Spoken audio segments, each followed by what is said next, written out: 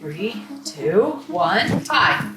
Welcome. This is the first interview in a series of interviews that we're doing where we're looking for interesting characters, people who are wise, well-dressed, and ambitious for good. Today I have some very special guests. This group has albums that have reached #1 on several Billboard charts. They have award-winning videos, and they've shared the stage with people like Kristen Chenoweth, Alfie Bowie, and One Republic. I'd like to welcome Brad, Casey, and Bradley from Gentry, the gentleman trio. Welcome. What are the values that led to success for you guys? What are the values that led to success in America? It starts with freedom. We are the anomaly that most people in the world do not enjoy the same opportunities, the same freedoms, the same basic rights as we do.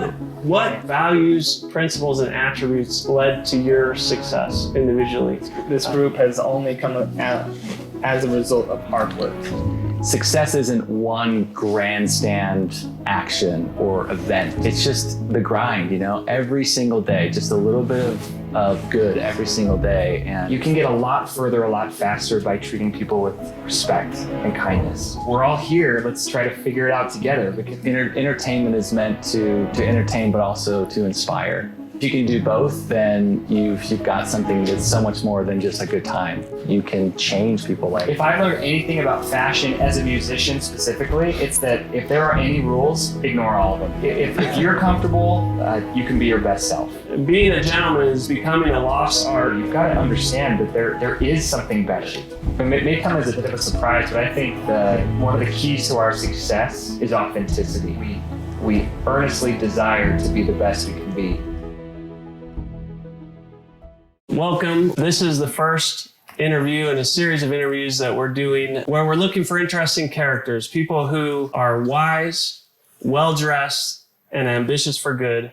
Today I have some very special guests. This group has albums that have reached #1 on several charts. They have award-winning videos. They have been featured on worldwide news channels, and they've shared the stage with people like Kristen Chenoweth, Alfie Bowie, Idina Menzel, bands like Journey, Blondie, and One Republic. I'd like to welcome Brad, Casey, and Bradley from Gentry, the gentleman trio. Welcome.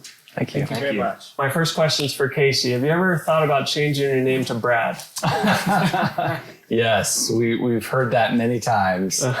Although we decided that the BBC was also an okay BBC. way to go. Nice, nice. Well, you could be the Bradley trio. Oh. Yeah. It would have to be Benji. Brad. Yeah. Yeah. Bradtree. That Gentry sounded better than Benji. Bench. Or Bradtree. Bradtree, yeah. Well, it would tie it all together, if you know what I mean. Coming in hot with the jokes. There you go, there you go. So you're on your Finding Christmas tour. Yeah, we're stoked. This is our favorite time of year. It's obviously a magical time of year, but when you combine just the magic of the season with music, Christmas music, it's awesome. We love it. Very, very inspiring to use a word that I've heard you guys use a lot. I want to start where it all started. There's a channel on YouTube that I watch called Valuetainment. I don't know if you've ever heard of it, but it's a guy named Patrick Bet-David. He always begins his interviews with this question. Who were you as kids? So you've gone on to have some success in life. Who were you before all that happened? Going back to my childhood, I was a 90s kid through and through.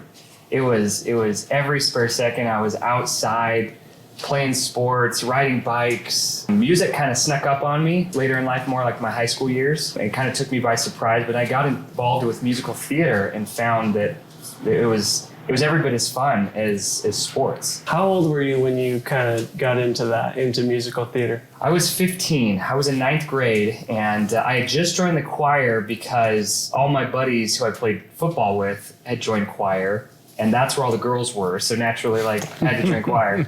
It was something that I never saw coming. In fact, I purposely made up excuses to not go to my sister's musicals when they were in high school. And ironically, here I am, the one member of the family still doing music. I was that same kid, and I grew up playing sports, but I was also the kid who put baseball cards on the back of my bike to make it sound like a little motorcycle. Yeah. So that was me. So I was very creative. I loved Legos, building things, taking things apart, putting things together. Casey, who were you growing up? I was a terrible child. I come from a musical family, so music has been a part of my life since I can remember, but I went through this really hard time when I was about 14, 15, where it's just on like a really fast downward, spiral, and had some different experiences that kind of like woke me up. And I think that was like one of the biggest turning points of my life in terms of like getting serious about developing talents and, even getting good grades and picking the right friend groups. From there is when I truly found my love for music and performance. You all started as actors. What about you two? How did you get into like actual acting in the theater and other stuff? Well, there was this girl in my neighborhood who tried to get me to join the singing, dancing, and performing group for like 3 years straight. Every time I saw her on Sunday, she'd be like, "Hey, come and join the group. We need guys to lift the girls, And I said no every time, but it wasn't until I went to a rehearsal and saw all the cute girls there that I decided to no. It was, these kids were so nice and so welcoming, and it was just an environment that I really enjoyed. Then I started kind of learning how to sing and perform and dance a little bit. Just a little bit. And the acting came later when it was after I came back from a 2-year service mission in Honduras that I started to act truly. Okay. And it was in a production called Phantom at Hell Center Theater in West Valley City, Utah. And I didn't know what I was doing, but I liked the story and I loved the music, and I've just kind of learned from there. Okay. So. Did they just let you on the stage, or how did you must have had some skills. I went in there and I auditioned, and I didn't know that you were supposed to have like music prepared. So I just went in and I sang a cappella. Okay. And they were kind of looking at me like, "Who are you and why are you here?" They stopped me, and then the guy at the piano, his name's Kelly DeHaan, he played a note on the piano and he said, "Sing this for me." I was like, whatever. And they're like, "Great, that's all we need." And I left. And then I made the show. So wow. Don't know what happened after the first rehearsal. Oh, the first game. So I guess there are 2 musicals called Phantom. One of them is called Phantom of the Opera, and the other is called Phantom, written by 2 different people. Well, me being young in my musical theater career, we had rehearsed the entire show, and it wasn't until we were about to open when I realized, like, where's that one song? Where's Music of the Night? And it was not the same musical. So that just goes to show how young I was in that process. But I love it. That's awesome. So you're a rookie, newbie, and that was your first kind of... Yeah. I was a singing waiter. And I actually was kind of dressed in that show like I am today. Full circle. Yeah. So you're all acting together, and one of your wives came up with the idea for a music group. Yeah. Tell me about that.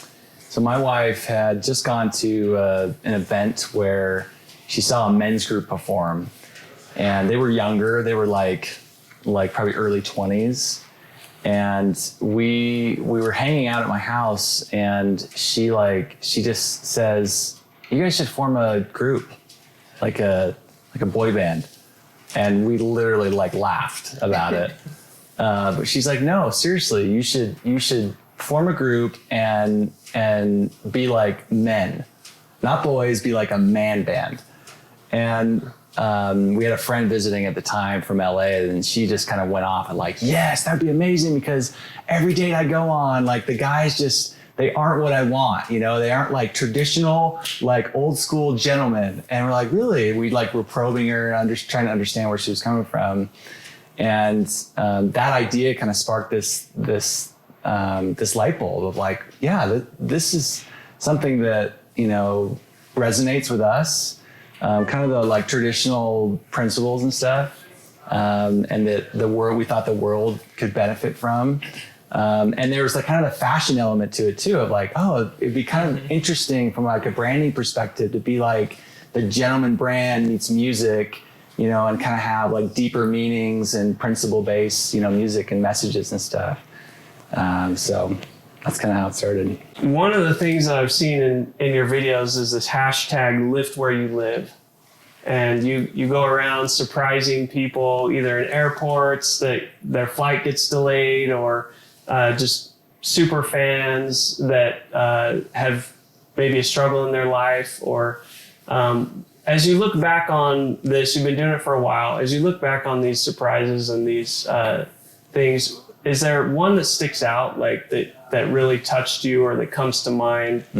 I'll speak to it a little bit. So as you mentioned, Live Where You Live is kind of it's our service initiative, and from the very beginning, going along with that gentleman theme, we knew we wanted the group to be more than just music, and so this was an opportunity for us to use whatever amount of influence we were able to gain in the music industry for good, for something bigger than ourselves.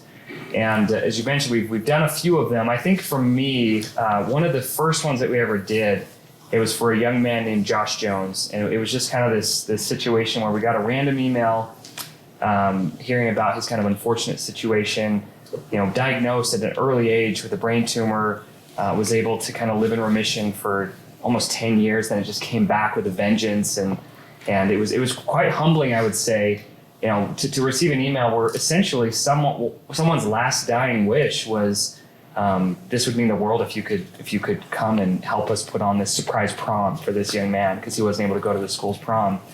And the look on his face when we came out and he was surrounded by all of his friends and his family, it was unbelievable. And at least for me at the time, kind of a big wake-up call and reminder that like there's some real good that can be done in the world.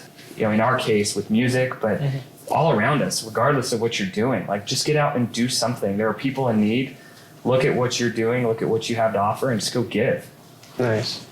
So we'll put a link in the description below to that video. I think I saw a video on that. So I want to get back to the trio a little bit. You call yourself a gentleman trio, but there's actually 4 of you.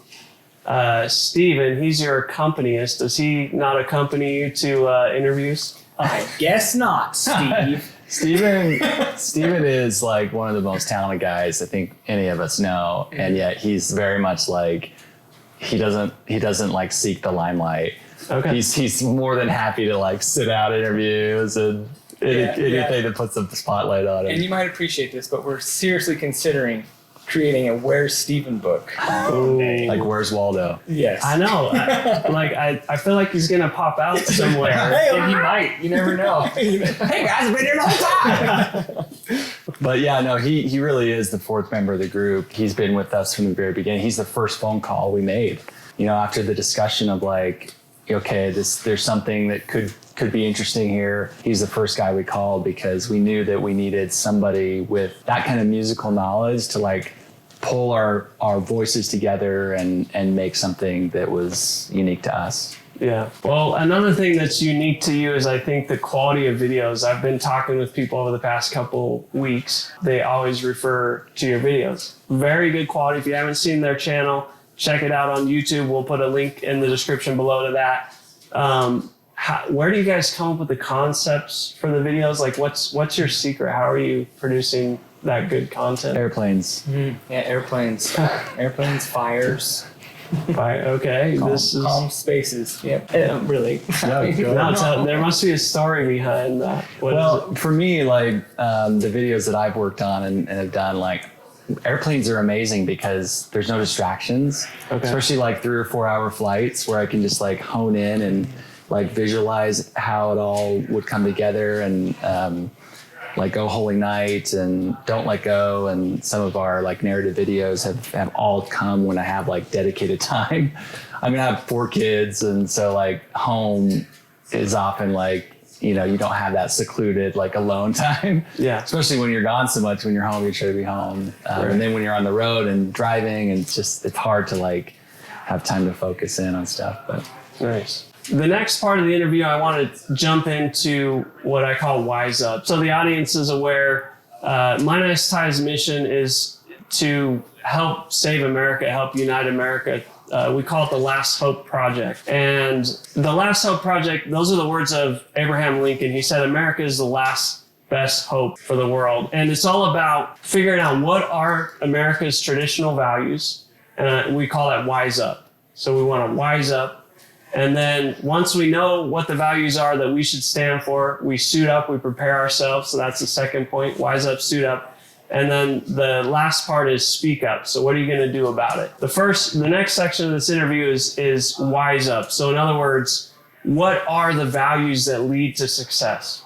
What are the values that led to success for you guys? What are the values that led to success in America? And I loved your patriotic medley. That struck a chord with me. What is it about America that you guys are celebrating with that song? I think it starts at its core. I mean, as obvious as it is, maybe it starts with freedom. And I mean, between the three of us, we've been to dozens of places all over the world, and it becomes pretty apparent pretty fast when you travel outside the country that we are the anomaly. That most people in the world do not enjoy the same opportunities, the same freedoms, the same basic rights as we do. And without that basic freedom, we literally could not even have the chance to do what we do. We can go anywhere in the country, we can make any deal that we want to make, and that's the beauty of living in a land of opportunity. And we're truly grateful for that. I think the people as well. I've heard many times, like, America is great because it's good. I think there's a lot of goodness that exists here. And there's goodness everywhere in the world, but there's something, special about this country and that just culturally being important to us, just being generous. What values, principles, and attributes led to your success individually? In acting, in music, what do you think are the values or attributes that helped you get to where you are right now?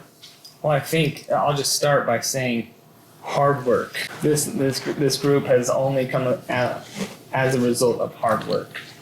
And there's a lot of effort going into everything. There's not a day that goes by that we're not working on something. So we'll start there. Yeah, and well, to piggyback on that, I think it's doing little things every single day consistently over time, right? Success isn't one grandstand action or event. It's just the grind, every single day, just a little bit of good every single day. And that over time adds up to great things. Nice.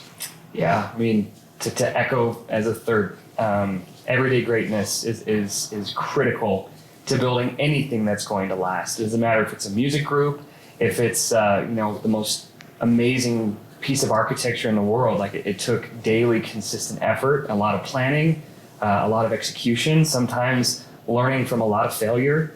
But the only with failure, you've got to decide like which route you're going to go. You're going to learn from it and you're going to pick yourself up and keep going, or you're just going to give up. Because there are times as a music group, especially in 2019, where you're just like, man, can we keep doing this? This is hard.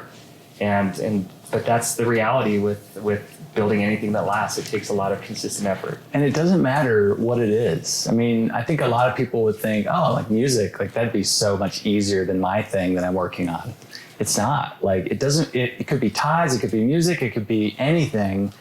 It's going to require the same amount of effort if you want it to be successful. Nice. And I think another traditional value that really the group is kind of rooted in is kindness. You can get a lot further, a lot faster by treating people with respect and kindness. It's amazing to see the doors that open, the opportunities that appear, and frankly, how much more fun you have doing what you do when you're kind, both to the people you're working with, working for, and working around. Thank you so much for sharing those thoughts. I want to zoom out so that some of the principles that you mentioned are Casey's words, creating music that inspires, Bradley's words, amplifying messages of good, offering hope and inspiration. Would you say that's a goal or a vision, or what is that for you guys? Yeah, one of the things we often say is entertainment is meant to entertain, but also to inspire. If you can do both, then you've got something that's so much more than just a good time, right? You can change people. Like, that's the crazy thing about music is we get messages from all over the world of people who have literally like been changed by the music. So yeah, it has a power. All right, well, we're going to move into the second section of the interview. It's called Suit Up. Neckties, suits, they're a symbol of success. They're a symbol of traditional values. And so I want to talk a little bit about your style. You mentioned it earlier. How did you come up with the idea to be the best dressed group I've ever seen. Well, we were talking about kind of the origins and that first conversation. What's funny is that night we talked about like Il Divo. We're like, yeah, like those guys, they're like these Italian, like well-dressed dudes. And it was like, well, how can we give our own spin on that? And it was like, well, why don't we be like the American version of the Italian guys? Yeah.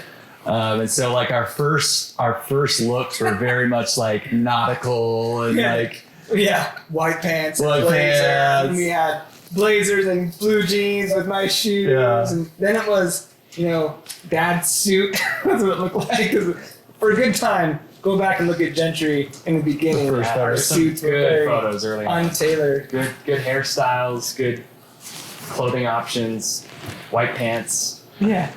Also, we decided to kind of stand out and be a little bit different because there are a lot of groups who wear black suits, white shirts, black ties. We do that too for different occasions, different gala opportunities. But we just like mixing it up. It's fun. Keeps it fresh. We can switch between acts, different things. Who comes up with the ideas? Is it you guys sitting around a table or on an airline flight and you're just like, we should do that for this video? Or who is it? So over the last couple of years, we've had the opportunity to network with different kind of custom clothiers, and each time we meet with someone, it's just that we get a meeting together. We say, what have you got? And then we start picking colors and fabrics and patterns, and then start looking at fashion trends. And what's actually interesting about what we're wearing on this Finding Christmas tour is we consulted with an Italian designer, Tommaso Cardullo, and we said we want to bridge. We want to kind of marry the old school gentleman, like Darcy era, with the 21st century. And so you can, as you look at kind of the full ensemble, you see shades of like what it was mixed with what is, and it's kind of unique and very, very Gentry specific. yeah. Is there any style tips you have for the audience? What's your favorite style tip? I want one from each of you. Here's mine. The power of the pocket square. If you've got a suit, put in a pocket square. It's amazing the things that a pocket square can do. All right. There you go. That's great. All right, Casey, any style tips? I would say don't be afraid of fun socks. Yeah. I don't have any fun socks. I'm the only one. Stripes. I was like, I'm wearing half this today. But no, I think it's okay to have fun with your socks. Okay. If I've learned anything about fashion as a musician specifically, it's that if there are any rules, ignore all of them. I mean, you watch, it's particularly any celebrity on TV or on the internet, like they're authentically them, and I think that's a beautiful thing. I mean, if you're comfortable, you can be your best self, the best version of yourself, and that's, I think, kind of why we opted to the style choice that we did. Is this type of style for us is comfortable, and it helps us to feel like we can be the best version of ourselves. Back to learning about style. Sometimes you'll learn something, and then almost like a grammar rule, you'll notice every time somebody breaks the rule. Like, I get that, you want to try to be yourself, but there are some rules you shouldn't break. Any that stick out to you? Like, what's a rule that you see people break a lot, and you're like, by the way? Well, one I see a lot at church is the tie sticking out of the back of the shirt, like half the tie sticking out. Yeah. That's Schoolboy. yeah. Schoolboy Or collar. go over and help them. Yeah, or tie length. Yeah. You've got the front end that's shorter than the long end in the back. Yes. You've seen that. Not wearing pants is another one, another faux pas. Terrible faux pas. Or wearing the pants plumbers. Anyways. Plumber's crack. Yeah. In the Right. summertime, people, the sock sandal conundrum is a mystery to me. The point of sandals, I thought, was to let your feet be free. Oh, the white socks and sandals. Any sock, in White my socks opinion. and sandals. Unless it's like a slider, it's like, I remember was it the 2000s? Like Doc Marten sandals were really big. Yeah. And that was Ooh, white with the socks and socks. jeans. the white socks, the jeans, and the sandals look was what's happening, and You know, the Doc Martens are making a comeback. they are. Yeah. Are the sandals versions coming back? I don't know. I saw one in the store with the massive soles, you know, they'll last like 20 years. You're welcome, Doc Marten. Doc Marten did not Doc sponsor Marten. this video. Yes, and we actually ran into one this summer, believe it or not, a fashion faux pas or not. We don't really know yet. We've been told that it's not. In the summertime, if you're wearing linen pants, it's okay not to wear socks with your shoes. Now, we wore socks, little socks that covered the bottoms of your feet, but is that a rule or not? I have seen that online. Yeah. It's I don't know if it's new, but you're not the first person that has Okay. mentioned that to me. In the summer without socks. Our fans were very divided on it. We had team no socks and team have to have Have socks. to have socks. It was very interesting to watch the debate online. I think the key though is the cut of the pant has to be right. Because if you have like the traditional like boot cut where it's wider and you don't have socks, then it just looks weird. Yeah. It has to be like a skinny, more of a skinny fit. And if you do that in the winter, something's wrong, right? I mean, you have to dress appropriately For the Yeah. for weather. the season. For the weather, I would. There's a guy online I would love to get to know better. His name's Richard Bespoke, and he's the other guy that did the no socks Okay. rule. I don't know, Richard. What is the answer to the no sock rule? Please share your wisdom with us. You guys, you're multi-talented. You sing, you act. It seems like there's nothing you can't do. There is some question whether or not you can tie a bow tie. Yes, I can. So the audience, just so the audience knows what I'm referring to, some of their pictures have untied bow ties. So my audience is curious. Do we have any of those guys? Christmas. Curious if by the way, we have a video for that too. That's right. We've taught 2.5 million people how to tie a bow tie. Yes. But yeah, there must be something behind. Is there a story behind the untied bow tie? So I've been like the bow tie guy from the beginning, and so I definitely have tied many bow ties. But for the photos, we've tried to go like a little bit more casual, and now that you're saying that, I'm thinking like, yeah, like in every album cover but one, I've got like untied bow tie. So it's funny that people are questioning, do they know how to tie a bow tie? Oh, I thought this was a scarf.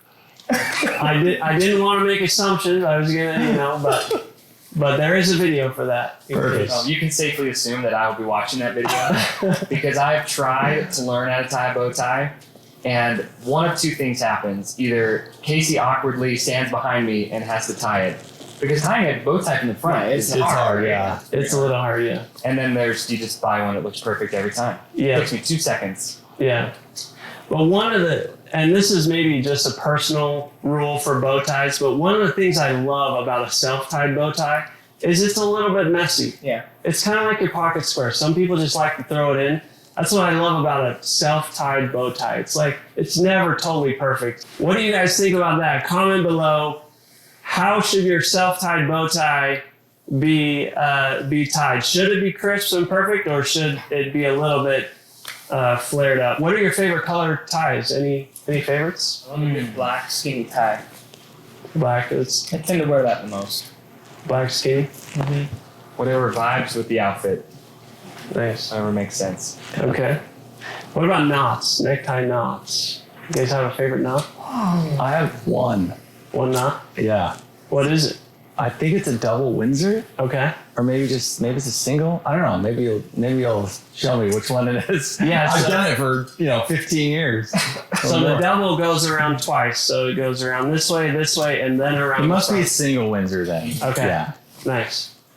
Any? I'm in the same boat. I learned how to tie a tie when I was 18, and every time I tie my tie, I always kind of like subconsciously scan the room because I actually start with it backwards, and everyone's like, trying to stop me because they think that it's going to end up the other way. But at some point in the process, it turns around. I don't know exactly where that is. Okay, so you start with the necktie inside out. It is inside out. Okay. And the only reason I do that is not because I'm trying to be all fancy. It's because someone taught me how to tie it like that, and I just never learned how to tie it any other way. Okay, we are gonna figure this out before I let you leave today.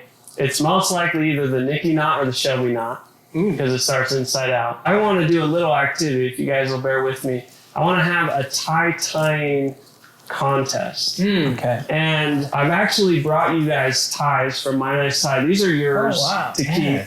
Casey, this one's yours. It's a little bit longer. Oh, Yes. nice. Thank you. Thank you. And this is our Patriot tie. I love it. To go with your Patriot medley. So what we're going to do is, stand up. We're going to have my lovely assistant. I've prepped her in advance. She's going to turn on the timer, and then she's going to wait. She's going to watch whoever gets done first. And We're starting backwards. That's great. All right.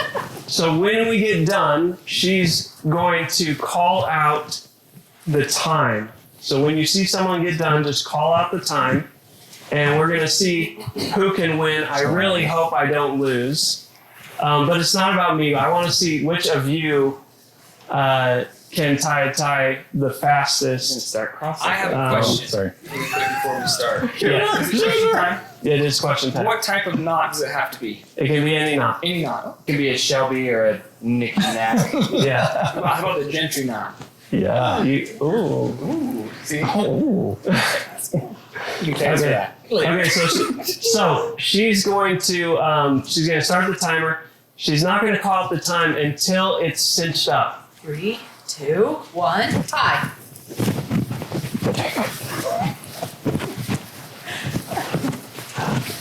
Oh wait. Whoa. Oh, Seven seconds. gosh.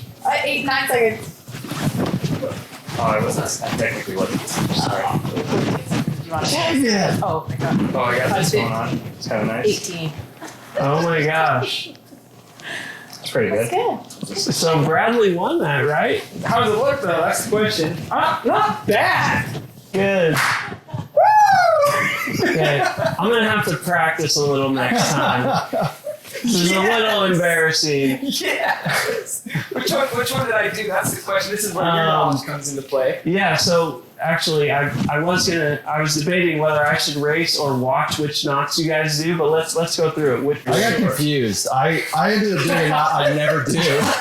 It's like I'm talking about the pressure. okay, so by the way, a lot of people don't know this. There are 1,000 different ways you can tie a tie, just mathematically, like over, under, but there's only like 15 or 16 ways to tie a tie that are self-releasing, and there's only like 4 or 5 ways that are very common. The Shelby knot or the Nicky knot is actually very uncommon, so I'm surprised that that's the knot you know. Wow. But go ahead, Bradley. Okay, so here I am. Hold the short end in your left hand. Hold the long end in your right, and I just went over, under, around, up, and that was really, really bad because obviously. That's okay. So I think that was a variation of the half Windsor, although it's a variation that is not self-releasing. We'll have to sync up after this. Don't watch me do this. Okay, this is what I usually do. I didn't do this in the competition Because you wanted to win. because I choked. But wait, what did I do? Oh yeah. Okay, so I go like this. Here, Yep. 1. here. Oh, okay. That's a half Windsor too. Yep. Yeah. Stuff it down in there. 2 for the half Windsor. That's actually the second. That was nice. Well done, sir. When people ask me what knot you should learn, the half Windsor is actually the one that I most of the time recommend. So here's a question. This is always what happens to me. Is it just because I'm so tall? The short end is too short. Yes. Yeah, you need longer ties. Your tie right there is also a little bit long. Like for instance, I wear my tie, and this is debatable. So this rule is debatable, but I like to have the tie land somewhere between 2 fingers above the belt loop and the bottom of the belt loop. So somewhere in there is fine. There are reasons some people wear longer ties. You see some people wearing really long ties. But for the most part, that's where I like to land That's a hazard if you're operating heavy machinery. Don't do the long time. that is true. Right in. Or if you're a superhero. Yep. Not on No the capes. No kidding. No long times. No kidding. All right, Brad. So I what's start yours? by putting my tie backwards, scanning the room to see how many people are totally confused. Go down to fingertip length. Oh, this is really complicated. And you go back behind. And then actually it's very similar to what these guys just did. Yeah. Because then from there, Yep. and I don't know at what point the magic happened, but magically it did. There it is. That is And you just pull magical. it down, and the back is still backwards, but the front It is is no longer It backwards. is still backwards. Now here's the test. So the Nicky knot is self-releasing. The Shelby knot is not. So what happens when you take Self-releasing. It is self-releasing.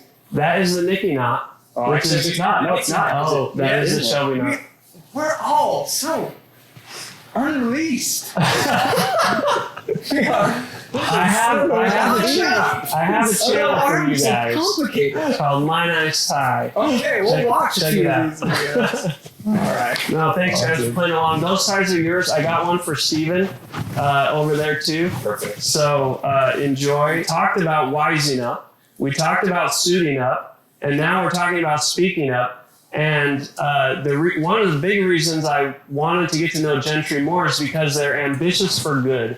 They, like we said before, their mission was to inspire. I want to talk now a little bit more about a phrase that's on your website that says, "Bring gentlemen back."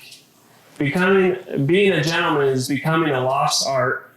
And I'm curious, how did you guys come up with that? You mentioned it a little earlier in the interview, but what was the inspiration for that mission? Well, I think kind of at its core is it's an aspiration for us. You know, like we were raised by parents who tried to instill in us kind of core principles of being a good person, being courteous, being, you know, gracious to others. And, you know, so the core of it is that's something that we try to be better at every single day. And we truly believe that they're principles that lots of people like and strive for. And so we just try to be a voice for something good. Ambitious for good, maybe. Yeah. That really struck out to me. It struck a chord with me. Any other thoughts on that? What it means to be a gentleman to you? I mean, I think it was very well said. I think at the end of the day, it's about having an understanding of what your potential as an individual is. And, you know, we say gentlemen, but that obviously applies to women as well. Is before you can become something better than you currently are, you've got to understand that there is something better, that you can, as we like to say, dare to dream. And that doesn't just apply to your goals or your financial aspirations. It applies to your character, to, you know, who you are as a person. And I think that's one of the beautiful things about living in a country that we do is again, we have the freedom and the opportunity to ultimately be the masters of our own fate, for better or for worse. And that's something that everyone, you know, I mean, some definitely have to work harder because of certain challenges or obstacles, but at the end of the day, everybody has that opportunity to be the master of their own fate, to control their destiny, and to ideally become the person that they want to be. Well, you guys have been at it for a while and spreading this message, trying to get the word out about being gentlemen, promoting this idea. Have you had any experiences where you've seen that realized in someone else's life? I can speak to my son. He'll turn 14 next month. And I mean, Gentry has been a part of his, you know, growing up years, his adolescent years. And he gets really excited about what we're doing and what we stand for. In fact, one of the things that we're kind of working on is this like junior gent program, you know, where we can just provide resources and different things for kids. And he's been like, he'll remind me like, Dad, we got to work on these junior gent things, because he gets excited about it. So that's like, as a dad, right? That's like, yes, That's my main hope, is that first this can affect my family for good, and then hopefully other people as well. Yeah, family, then community, then nation. Yeah. The last thing about this I wanted to ask about is you're in an industry that hasn't always been known that well for producing gentlemen. Have you had any experiences or pushback from the industry that sometimes promotes the exact opposite? It may come as a bit of a surprise, but I think the one of the keys to our success is authenticity. We'll be the first ones to admit that while we aspire to be the best version of ourselves, like, we're not perfect, and we have our flaws, we have our challenges just like anyone else, but we are still true to the fact that we earnestly desire to be the best we can be. And I think that authenticity in the things that we write about, in the stories that we tell in our music videos, and the types of service initiatives that we do, those are not just put on for the internet. I mean, it's fun because we get to bring our online virtual audiences along with us, and it's entertaining, it's inspiring, it's uplifting, but that is at the core, I think, who we are as people. And it's been kind of amazing, actually, to see like-minded people attracted to what we're doing.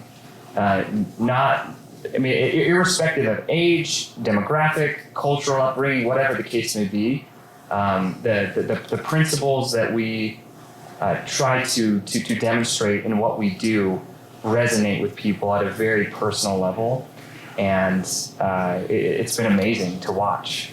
Along those lines, one of the things we talk a lot about as a group is not chasing popular. Because chasing popular, you might hold on to it for a split second and then you'll lose it again, because it's always moving. And so what we try to do is we try to find the core principles that are unchanging, right? That most human beings can relate to, and that's why, a lot of our music, like we don't think our music will ever be like mainstream, and we're totally okay with that.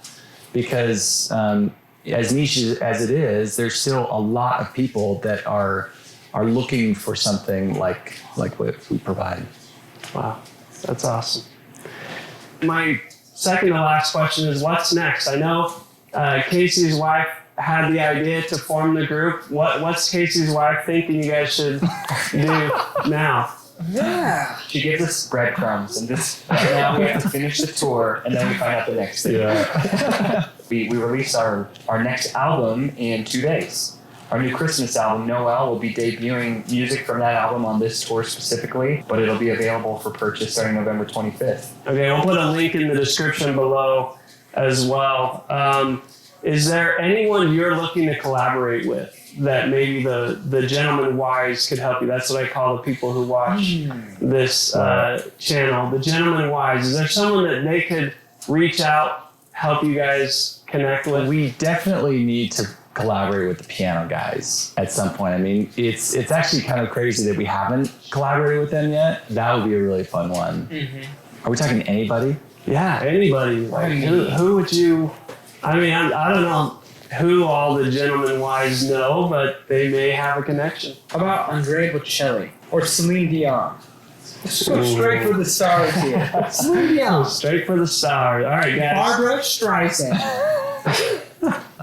So if anybody knows them or you're a big fan of them as well, go chat on their YouTube comments, send them a tweet. Let's try to get Gentry connected to one of those names. Is there any question that I missed? I think we've covered a lot. I think it's really cool what you guys are doing. It's cool to see brands that, like, they have a product, right? Like ties or music or whatever, but finding the deeper meaning behind these somewhat like inanimate things is pretty cool, because you're right. Like, the way we dress matters. It matters a lot. It changes the way we see the world and how we see ourselves. Yeah, and how other people see us. Yes. Yeah, for sure. Well, thank you so much for tuning in. Big thanks to Gentry for being with us today. And with that, this is Ben signing out. That was a really good first take. Take 5. Thanks.